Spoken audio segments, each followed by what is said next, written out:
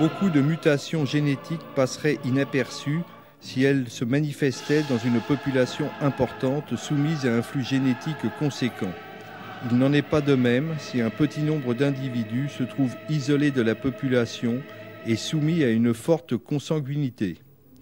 L'isolat est donc une sorte de creuset propre à promouvoir l'apparition et le développement de mutations.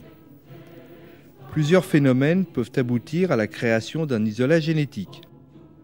L'isolat géographique est le plus facile à concevoir. Les animaux isolés dans une île, une mare, une vallée, se trouvent pendant une période recouvrant plusieurs générations, incapables de communiquer avec d'autres individus. En génétique humaine, les révoltés du Bounty, réfugiés sur l'îlot de Pitcairn, illustrent parfaitement ce cas. L'isolat social constitue le deuxième type de confinement génétique. Il s'agit d'un isolat de fait constitué volontairement par la société. Les cas les plus classiques concernent les grandes familles bourgeoises, industrielles ou terriennes du XIXe siècle qui, pour conserver leur patrimoine foncier, sacrifiaient leur patrimoine génétique en mariant les cousins entre eux. Dans ce domaine, les familles princières d'Europe issues de la reine Victoria, la grand-mère des princes européens, constituent un isolat caractéristique. Enfin, l'isolat ethnique, sorte d'isolat social, se rencontre de façon spontanée dans un certain nombre de populations tribales ne pratiquant pas le rapt de femmes, mais aussi lors des déplacements forcés de populations. La traite des Noirs d'Afrique vers les Amériques est l'exemple le plus significatif.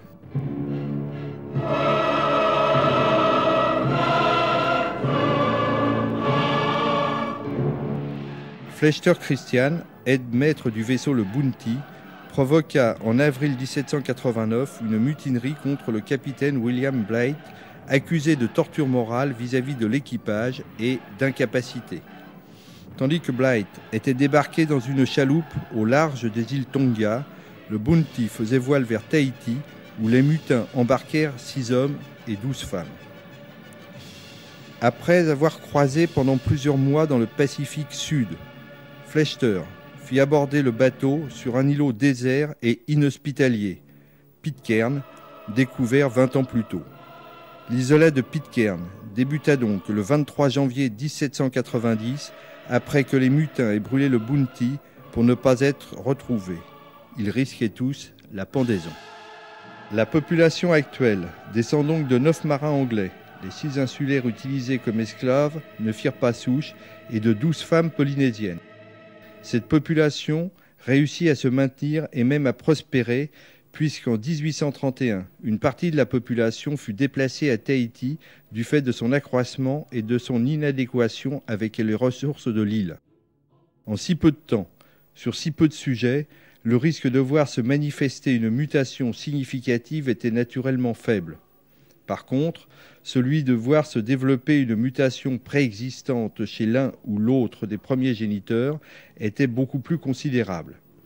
C'est ce phénomène qui a pu être observé chez les descendants actuels de Flechter Christian et de ses mutins. Dès l'âge de 15 à 20 ans, les insulaires commencent à perdre leurs dents pour se retrouver rapidement totalement édentés, tandis que l'on observe une chute précoce des cheveux.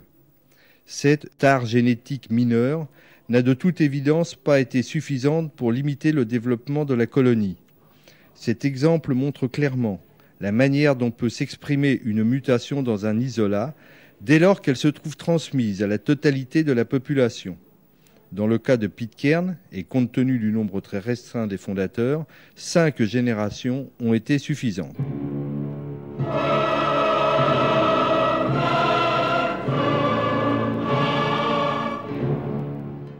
L'hémophilie du tsarévitch Alexis, fils de Nicolas II, et de la tsarine Alexandra Fedorovna, constitue un autre exemple de maladie génétique transmise dans une forme d'isolat purement social. L'hémophilie, A ou B, se transmet suivant un mode récessif lié au sexe. Ainsi, parmi les enfants d'un père hémophile, tous les garçons sont indemnes alors que toutes les filles sont conductrices.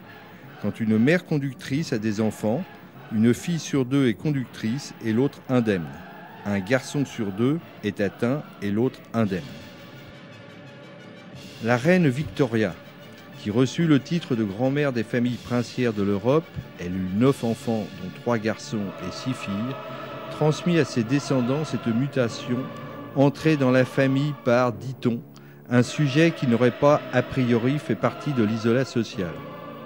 Alexandra, fille de Victoria, transmit ainsi à son fils cette maladie qui fut indirectement à l'origine de la chute des Romanov.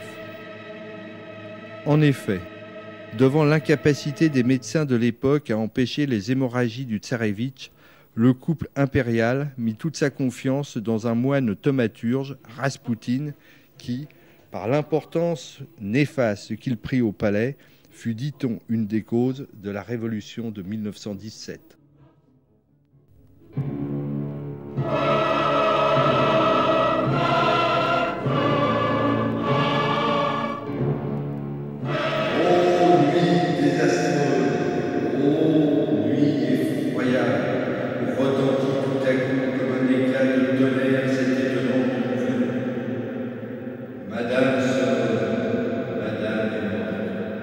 Qui de nous ne se sentit frappé à ce coup comme si quelques tragiques accidents avaient désolé sa famille. Au premier bruit d'un mal aussi étrange,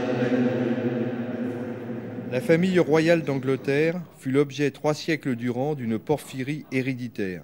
10 rois et reines appartenant à la dynastie des Stuart et des Hanovre furent victimes de cette atteinte autosomique dominante qui dura 3 siècles et pendant 13 générations. Apparue à la fin du Moyen-Âge, cette anomalie génétique, qui ne porte que sur une seule enzyme, devait altérer la santé des descendants et notamment la famille d'Angleterre depuis Marie Stuart jusqu'à George IV. Les porphyries ont pour origine une anomalie de synthèse du noyau porphyrique qui sert de base structurelle aux pigments organiques comme l'hémoglobine.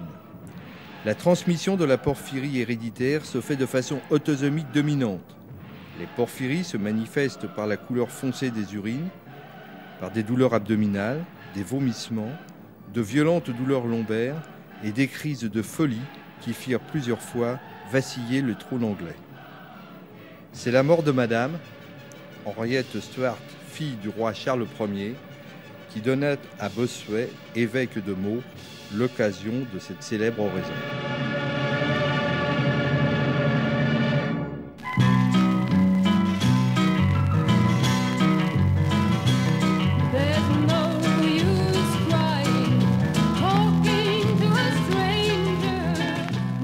Lors de l'invasion de la Corée par les troupes communistes, les États-Unis envoyèrent sur place des milliers de Marines pour combattre l'invasion venant du Nord. Or, quelques mois après le débarquement de ces soldats, on constatait un nombre considérable de morts par hémolyse chez les GI noirs, plus que par fait de guerre.